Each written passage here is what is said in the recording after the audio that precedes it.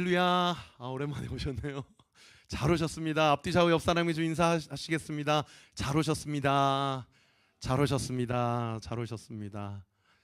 예, 찬양할 때도 저도 이제 제 딸이 요 앞에서 이렇게 손을 들고 열심히 찬양하는데 지금 잠깐 나갔는데 우리 다혜 자매가 제 딸은 아닙니다.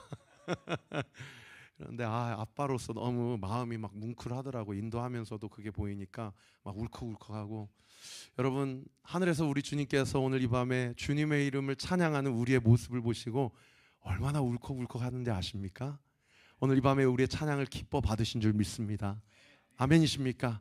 그리고 찬양만 받으실 뿐만 아니라 하나님께서 오늘 이 밤에 우리에게 말씀하여 주시고 그 말씀을 통해 결국에 우리를 사랑한다. 할렐루야.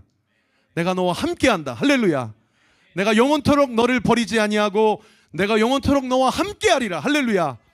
귀한 믿음의 선포가 오늘 이 밤에 온전히 선포되어질 때에 우리가 믿음으로 그 말씀을 취하고 하나님의 자녀로 된 권세를 온전히 누리는 우리 온리교회 또 주의 모든 백성들 되시기를 우리 구주 예수 그리스도의 이름으로 축원합니다. 아멘. 오늘 말씀 사도행전 10장 38절부터 41절까지 함께 한 목소리로 읽겠습니다. 시작.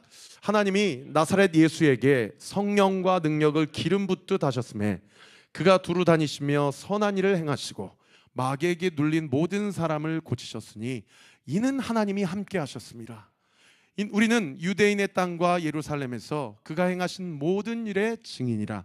그들이 나무에 달아 죽였으나 하나님이 사흘 만에 다시 살리사 나타내시되 모든 백성에게 하시는 것이 아니요 오직 미리 택하신 증인 곧 죽은 자 가운데서 부활하신 후 그를 모시고 음식을 먹은 우리에게 하신 것이라. 아멘.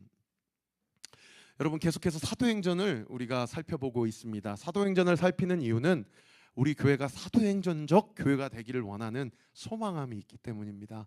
우리의 삶이 사도들을 통하여서 복음이 편만하게 전달되고 교회가 흥황해야 되었던 그 초대교회 하나님의 놀라운 역사가 우리 온리교회를 통하여서 그리고 목요 찬양 집회 예배자단을 쌓는 주의 모든 백성들의 삶을 통하여서 하나님께도 이 시대 가운데 교회가 어렵다 하고 사람들이 못 살겠다 하는 이 암울한 시대 가운데도 여전히 예수 그리스도는 소망이시오. 할렐루야. 교회는 이 땅의 유일한 희망임을 우리 온리교회와 또 목요 찬양 집회를 통하여서 분명하게 드러내 보여주실 것을 믿습니다. 여러분, 지난주에 애니야 또 도르가라는 여인을 베드로가 고치고 또 무두장이 시몬의 집에서 요바에서 머물렀다는 것을 함께 우리가 살펴보았습니다. 한번 지도를 띄워주시면 예루살렘 교회에 목회를 했던 베드로께서 루따로 가서 그곳에서 애니야라는 사람을 고치셨고요. 그 다음에 이 루따에서 또 옆 동네 항구 도시인 요바로 이동을 해서 그곳에서 도르가라는 여제자를 고치신 사건, 그것이 사도행전 9장까지의 본문이었고요. 오늘 이제 10장 말씀 우리가 함께 살펴보게 될 텐데 그 아까 요바에서 도르가를 고칠 때 사실은 베드로가 도르가만 고쳐주고 바로 요바를 떠나서 다시 예루살렘으로 귀환한 것이 아니고 요바에 계속 머물렀다라고 이야기를 하고 있어요. 요바에 상식적으로 도르가라는 여인을 고쳐주었기 때문에 베드로는 요바라는 큰 도시, 이 지금 그 이스라엘의 예전 수도였던 텔아비브가 이 요바거든요. 이 요바라는 큰 도시에서 머물 때 당연히 상식적으로 하나님께서 또는 베드로가 어디에 머물게 됐어요? 도르가를 살려주었으니까. 도르가 집에서 머무는 게 어떻게 보면 상식이잖아요. 근데 9장 43절 끝절에 보면 무두장이 시몬의 집에 머물렀다라고 이야기를 하고 있다는 거죠. 왜요? 도르가는 아마도 과부였을 것이다. 그렇게 추측되기 때문에 도르가 집에 머물 수가 없었어요. 그래서 시몬이라는 집에 머물렀는데 그 시몬이라는 사람의 직업이 뭐예요? 무두장이에요. 무두장이는 오늘날로 얘기하면 무엇입니까?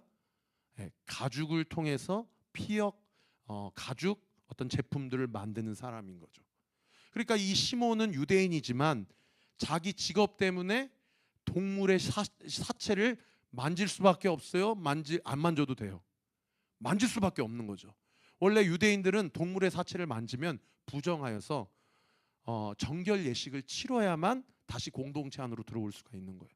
직업 자체가 무두장이고 그 시몬의 집에 베드로가 머물렀다는 것은 사실 베드로도 그 집 안에서 머물렀기 때문에 부정한 자로 얼마든지 율법에 의해서 그렇게 판단되어질 수밖에 없는 그런 상황 가운데 하나님께서 의도적으로 도르가가 여자이기도 하지만 그 집에 머물지 않게 하시고 시몬이라는 무두장이 집에 머물게 하셨다라는 거죠. 그렇게 하고 9장이 끝나거든요.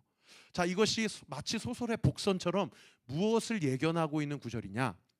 10장에 나오는 드디어 이스라엘 백성이 부정하다고 생각했던 이방인들에 대해서 그렇지 않다. 그들 가운데도 하나님께서 속하다고 여기지 않으시고 깨끗하다고 여기시는 이방인 중에 복음을 통해 구원받는 자를 구별하셨다라는 것을 베드로를 통해 다시 한번 이 이방인 선교가 이제 구체적으로 열리게 될 것을 암시하는 그런 복선과 같은 행위가 무두장이 시몬에 머물렀던 베드로의 그런 행적을 통해서 우리가 엿볼 수가 있다라는 것입니다. 자, 그러고 나서 지난주 본문에 10장 첫 구절에 누가 등장했습니까? 고넬료라는 사람이 등장했죠. 10장 1절에 보면 고넬료에 대해서 세 가지, 제가 하이라이트를 지금 쳤는데 세 가지 그가 경건하지 못할 수밖에 없는 태생적 한계가 있다는 것을 제가 여러분에게 짚어드렸습니다. 첫 번째가 뭐예요? 가이사랴에 사는 사람이다. 이 가이사랴는 카이사, 시저, 황제 숭배를 하는 도시에 사는 리더십이에요. 두 번째, 고넬료라는 이름의 뜻이 뭐라고 말씀드렸어요? 뿔이다 라고 말씀을 드렸죠. 여러분, 요한계시록에서 뿔은 전통적 성경적 해석에 근거하면 하나님을 대적하는 것을 상징합니다. 그러니까 하나님을 대적하고 자신의 위세와 교만을 세상 앞에서 뽐내는, 어떻게 보면 부모님이 이런 불신 가정에서 태어난 이방 족속이에요. 그리고 세 번째 한계가 뭐냐? 직업이 뭐예요? 군대 장교예요. 여러분 잘 아시는 대로 예수님이 누구의 창에 찔려서 십자가에 달려 돌아가셨습니까? 로마 군인의 창에 찔려서 십자가에 달려 돌아가셨기 때문에 유대인들 입장에서는, 특별히 유대인들 중에 그리스도인들 입장에서는 이 로마 군병들은 이거는 같이 상종할 수가 없는 직업군에 속한 그런 직업이 이 백부장이라는 직업이었다라는 것이죠. 이런 세 가지 한계를 갖고 있음에도 불구하고 하나님이 고넬료를 주목하셔서 그를 통해서 이방인 선교의 소위 효시, 시작으로 그를 삼도록 그렇게 결정하셨는데 그 이유가 뭐냐? 그 다음 구절 2절에 보면 고넬료가 어떤 사람이었냐? 세 가지로 우리에게 가르쳐주고 있는데 첫 번째는 경건하였고, 할렐루야, 경건하여서 그가 여호와 하나님을 알았고 그분을 경배하는 자였고 로마 황제 숭배 사상자가 아니었다라는 거예요.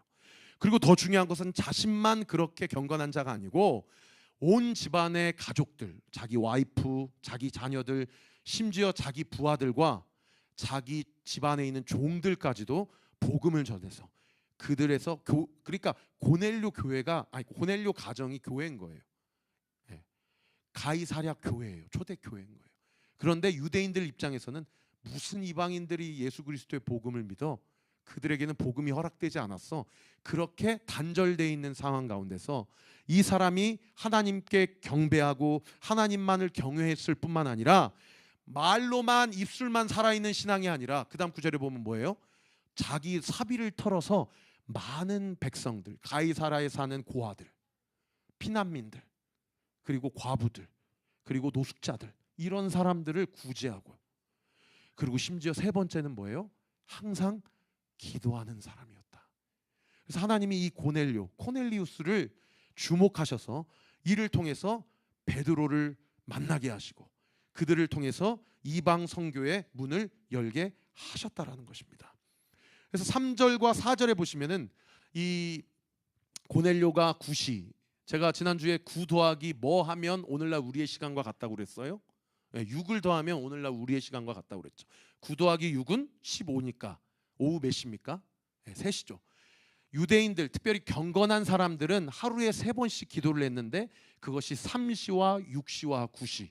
오늘날 우리로 얘기하면 오전 9시, 정오, 오후 3시에 시간을 구별하여서 기도하는 사람들이 경건한 자들의 특징이었다는 거예요. 제가 여러분에게 한번 여쭙겠습니다. 여러분, 시간을 정해서 기도하고 계십니까? 여러분 도전합니다. 여러분 꼭 기도할 때, 아쉬울 때, 그리고 잘 나갈 때, 그리고 뭔가 필요할 때, 그럴 때 주님 찾지 마시고 여러분 습관적인 기도가 여러분의 신앙생활에 체득되게 하세요. 할렐루야. 그때 하나님이 만나세요. 다시 한번 띄워주시면, 구시에 하나님을 만나는데 하나님이 사자, 천사를 보내서 고넬료를 만나요. 그러니까 고넬료가 주님이 찾으시니까 뭐라고 얘기해요? 주여 무슨 일이니까? 주여 무슨 일이니까?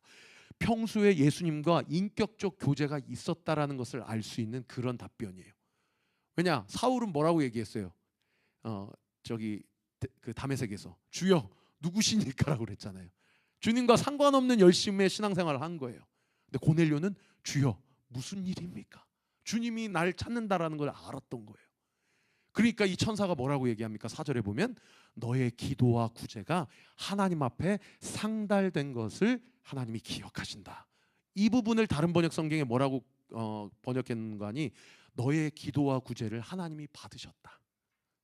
자기 공로가 안 되었고, 이렇게 해도 나는 죄인이고 주님이 은혜를 주셔서 나에게 이런 어떤 생계적인 어떤 넉넉함이 있었고 또 사회적인 지위가 있었기 때문에 이것은 나를 위해서 쓰는 것이 아니고 이들을 위해서 쓰는 것이 마땅하다라고 생각했기 때문에 이 고넬료의 기도와 구제를 하나님이 받으셨던 것이죠.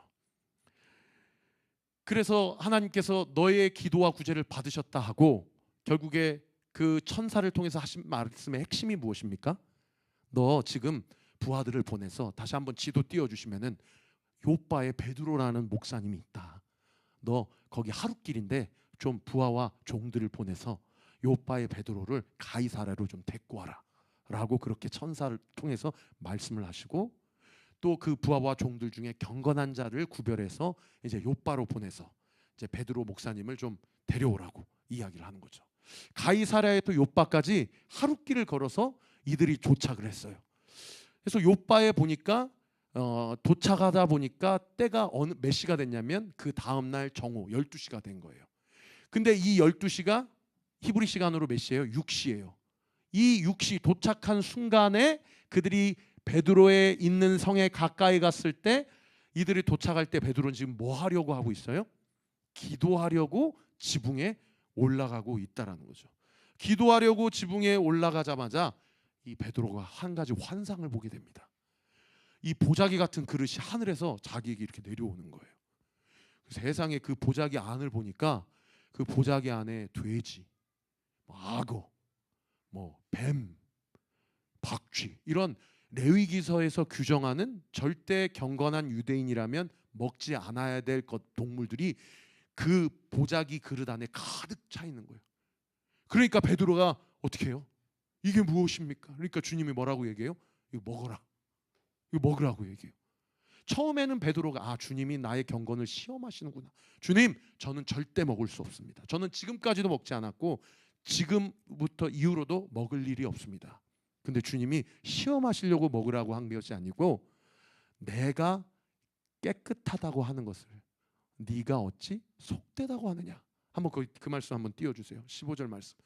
하나님께서 깨끗하게 하신 것을 네가 속되다고 하지 말아라 라고 이야기하고 있다는 거죠.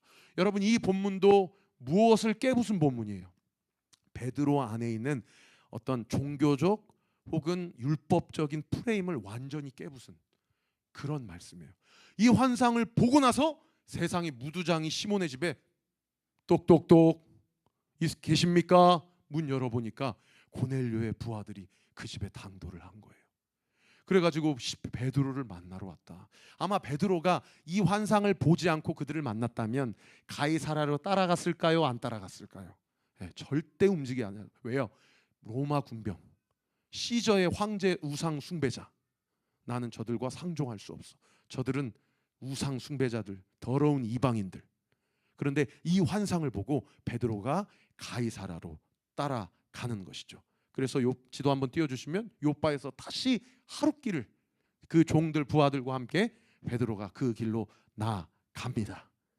그러고 나서 오늘 본문 24절부터 25절까지 보시면 가자마자 이 고넬료가 요빠에서 하룻길을 걸어오는 베드로를 오늘날 우리로 치면 그 서울공항, 성남공항에 이제 쫙 나간 거예요. 예. 그래서 이 자기의 어떤 군사적인 어떤 지위뿐만 아니라 자기 친척들 혹은 가까운 친구들, 아마도 고넬료를 통해서 복음을 들었던 사람들이었을 거예요. 아직 예루살렘 교회 오피셜하게 공인받지는 못했지만, 그리스도인이라고 공인받지 못했지만, 이들과 함께 이제 베드로 목사님을 이제 영접을 하러 나아갑니다. 그때 25절에 베드로 앞에서의 고넬료의 반응이 어때요? 그다음 25절 보시면 고넬료가 맞아 발 앞에 엎드려 절하니 라고 이야기를 해요. 여러분 한번 생각해 보세요. 베드로는 사실상 우리가 한번 세상적인 관점에서 한번 이 사건을 한번 해석해 보십시다. 지금 고넬료는 우리나라로 치면은 뭐 하여튼 고위 공직자예요. 그죠? 고위 공직자. 베드로는요, 저 시골 교회 목사예요. 그죠? 그런데 어떤 정치적 혹은 군사적 지위가 없는 베드로에 대해서 세상의 어떤 권세와 군대를 다스릴 수 있는 그 어떤 뭐 공권력을 갖고 있는 고넬리우스가 베드로 앞에 엎드려 절하는 거예요.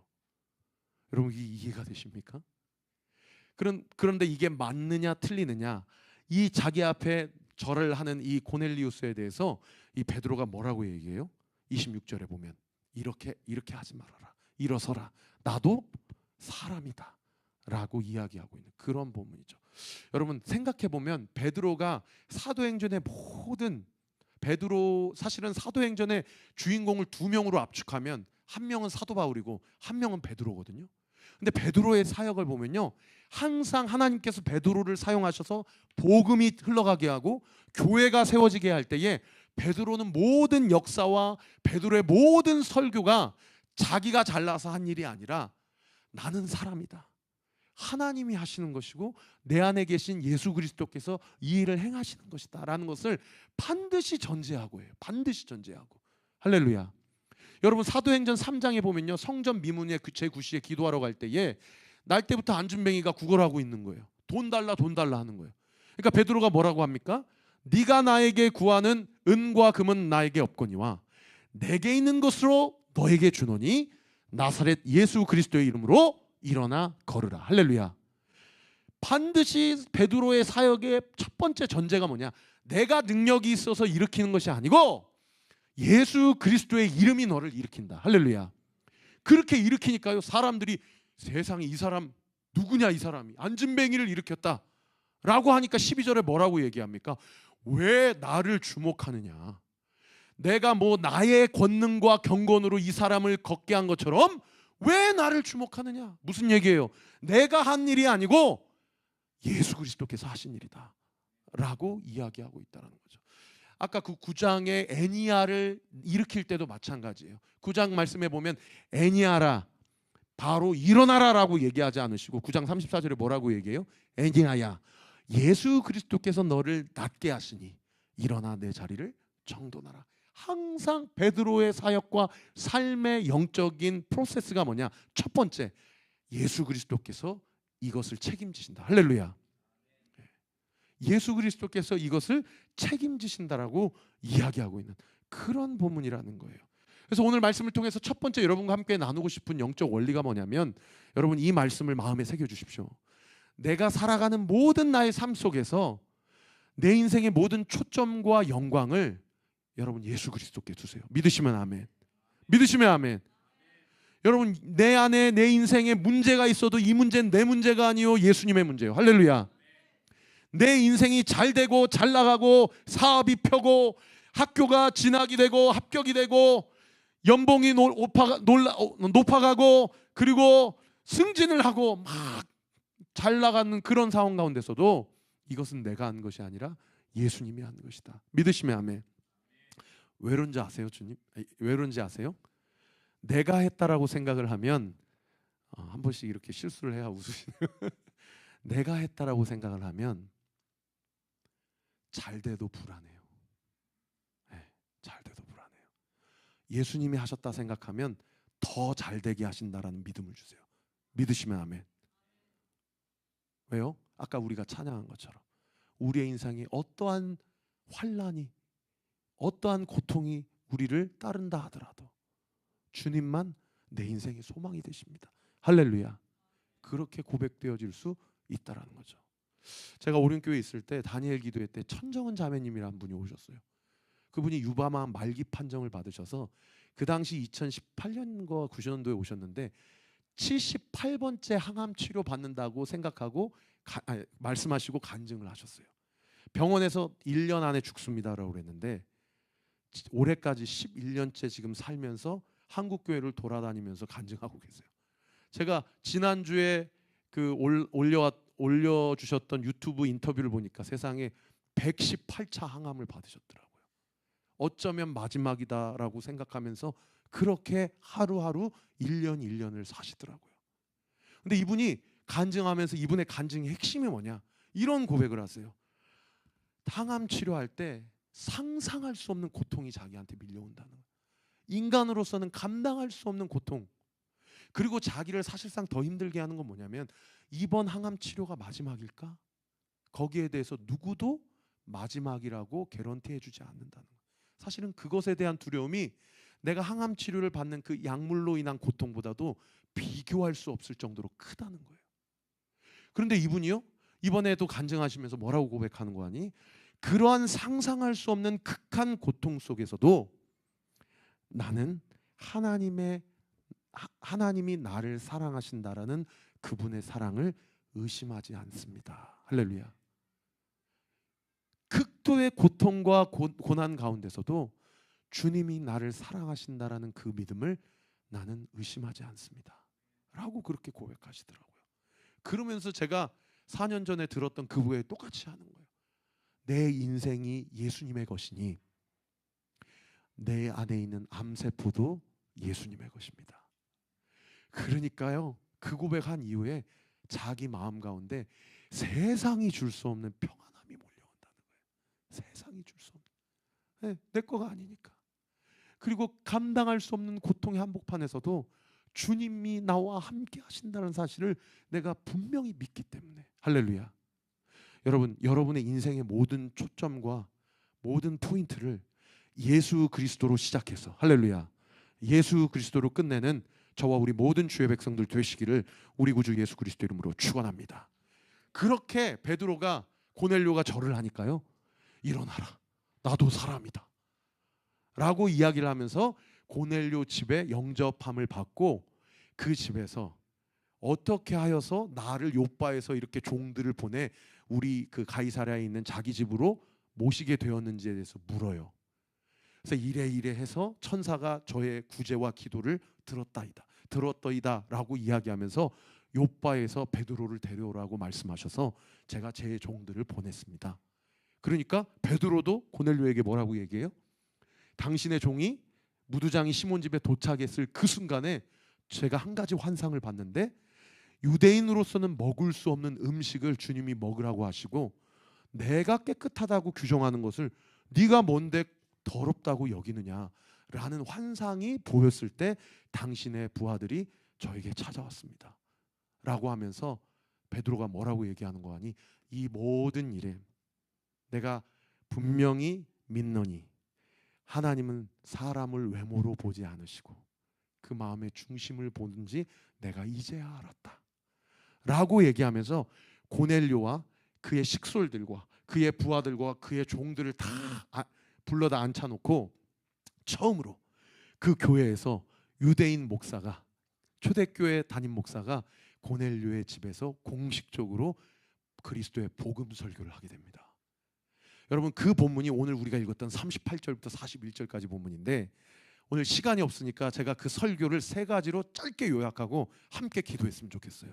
첫 번째, 하나님께서 우리를 살리시기 위해서 예수 그리스도를 그 땅 가운데 보내셨는데 주님께서 3년 동안 우리를 위해 하신 일이 뭐냐? 38절에 보면 선한 일을 행하시고 마귀에게 눌린 모든 사람을 고치신 일을 하신 것은 그분이 메시아임을 우리에게 드러내셨고 하나님이 그와 함께 하신다라는 것을 나타내신 일이다. 이게 베드로 설교의 첫 번째 결론이에요.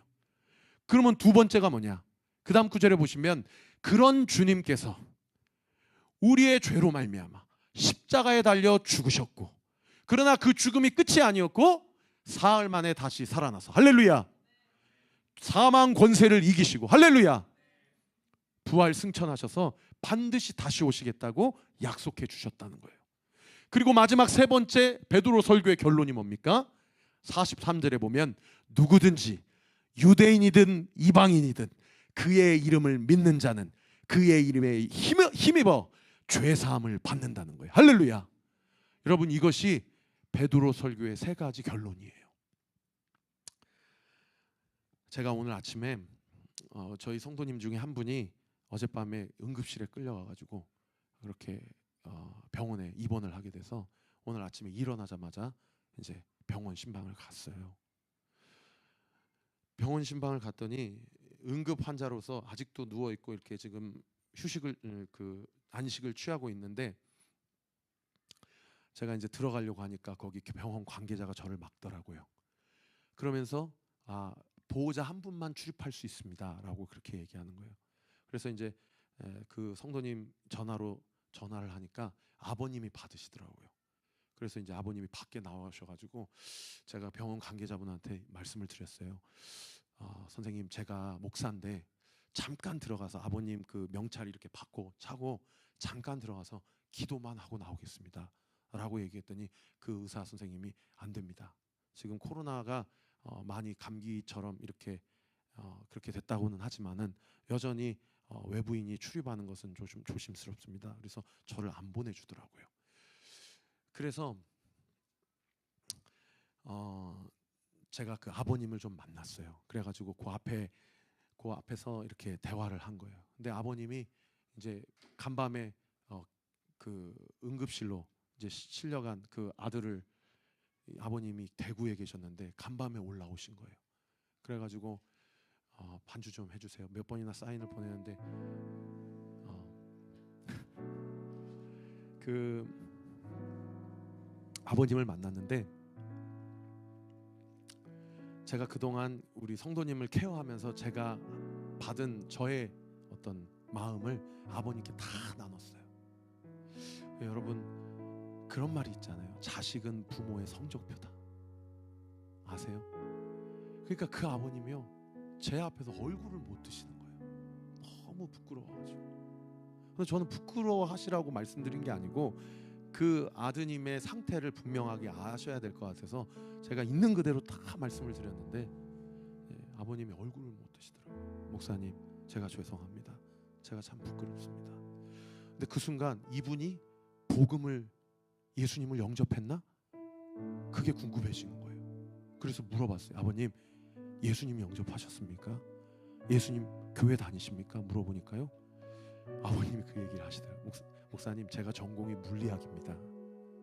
그래서 저도 전공 공부를 했는데 사실은 제가 예수님을 영접하거나 교회는 다니지는 않지만 이 인간의 물리적 세계 이 너머에 있는 어떠한 세계가 있다라는 것은 제가 인정하지 않을 수 없었습니다. 그래서 어떤 영적인 세계에 실존적 절대자가 있는 것은 제가 알지만 제가 사실은 아직 교회를 다니거나 예수님을 영접한 일은 없습니다 라고 얘기하더라고요. 그래서 제가 잘됐다. 아버님, 제가 짧게 복음을 좀 설명하고 싶습니다. 그러면서 오늘 이 베드로의 설교 세 가지를 그대로 얘기한 거예요. 아버님, 죄송합니다. 아버님은 죄인입니다. 아버님은 지옥 갈 사람입니다. 그리고 저도 죄인입니다. 저도 영벌에 처할 수밖에 없는 존재입니다. 그런데 예수 그리스도께서 죄 없으신 분이 이 땅 가운데 오셔서 우리의 죄값을 십자가에서 다 담당하셨습니다. 할렐루야. 다 담당하시고 우리의 모든 죄와 허물을 다 해결하셨습니다. 할렐루야. 그러므로 이제는 예수 그리스도께서 나의 모든 죄값을 십자가에서 다 해결하셨다는 사실을 믿기만 하면 아버님도 하나님 안에서 의인이 되실 수 있습니다. 오늘 이 시간 제가 영접 기도할 때 아버님 좀 따라서 기도해 주시겠습니까? 그래서 아버님께 영접 기도를 따라하라고. 그냥 막 병원에 응급실에 사람들이 막 왔다 갔다 하고 막 경찰들 왔다 갔다 하고 막 119 왔다 갔다 하고 소방관 왔다 갔다 하는데요, 제가 거기서 아버님 앞에 안수를 하면서 침을 튀겨가면서 예수의 이름으로 명하노니 구원받을지어다. 예수님을 영접하시겠습니까? 따라하십시오. 나는 죄인입니다. 예수님을 믿겠습니까? 대구로 내려가면 하나님 좋은 목사님을 만나게 해주시고 좋은 생명력 있는 살아있는 교회를 만나게 해주셔서 아버님이 신앙생활할 수 있도록 주님 은혜를 베풀어 주옵소서.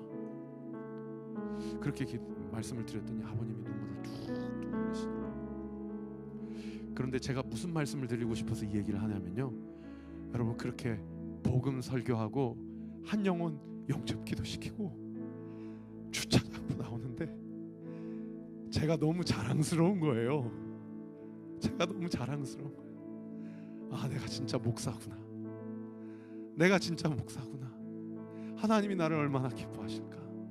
새벽 기도 끝나자마자 출발했거든요. 그러고도 거의 2시간 걸려서 도착했는데 한 영혼 구원받고 아버지 연락처 받고 대구로 내려가셔도 계속해서 교제하고 그렇게 복음 전하니까요. 여러분 그거 아세요? 복음 전하고 그 사람이 예수 그리스도 영접했을 때 제게 주어진 기쁨은요, 세상의 어떤 기쁨과 비교할 수 없는 기쁨이에요. 세상의 어떤 기쁨과 비교할 수 없는 기쁨과 감사가 제 마음 가운데 얼마나 주어지는지 몰라요. 여전히 제 마음 가운데 염려가 있고 여전히 제 마음 가운데 여러 가지 씨름이 있지만 정말 얼마나 기쁘고 감사했는지 몰라요. 그러면서 제가 다짐했어요. 하나님, 우리 온리교회가 복음 전하는 교회가 되게 하시고 우리 온리교회 성도들이 영혼을 구원하는 성도들이 되게 하여 주옵소서. 할렐루야. 이번 주일날 저희 교회는 한 달에 한 번 모든 소그룹원들이 다 나가서 전도하기로 했습니다. 그래서 요 앞에 포레스트 2단지가 지금 입주를 시작했어요. 그래서 성도님들께 다 한 호스 다 문에 이렇게 걸어드리고 만나시는 분들에게 그렇게 전도지를 나눌 수 있는 것을 우리가 우리 안에서 준비를 해가지고 주일날 나가고자 합니다. 사랑하는 성도 여러분,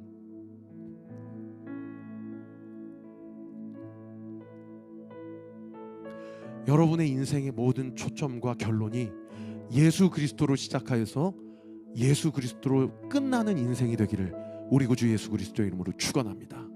그리고 나만 예수 믿고 복받는 삶, 나만 예수 믿고 구원받는 삶이 아니라 예수가 필요한 자들에게 복음을 부끄러워하지 않고 복음 앞에, 인생과 세상 앞에 담대하게 복음을 전해서 하나님이 주시는 가장 큰 상급과 하나님이 주신 가장 큰 열매를 맛보는 저와 우리 모든 온리교회 성도들 되시기를 우리 구주 예수 그리스도 이름으로 축원합니다. 우리